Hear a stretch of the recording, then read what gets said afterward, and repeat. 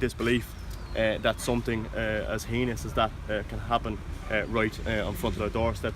The reality kind of struck home. It's different when you read about it in the newspapers or watch about it on the news, but when it happens in front of your doorstep, there's a general view of disbelief and shock. And obviously I want to extend my condolences to the immediate family and friends of the deceased. I'm sure this is the most difficult time for them at the moment.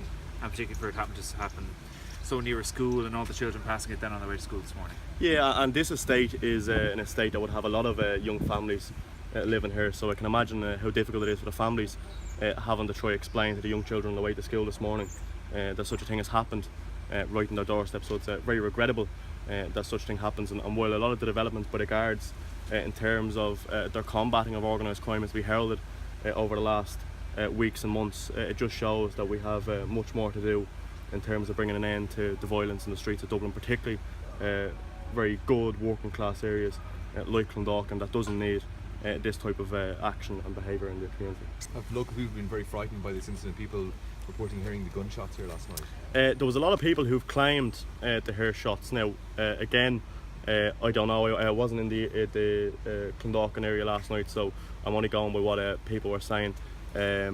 What we have is this is the first type of this incident to happen in Clondalkin in a long time, so it's just complete shock.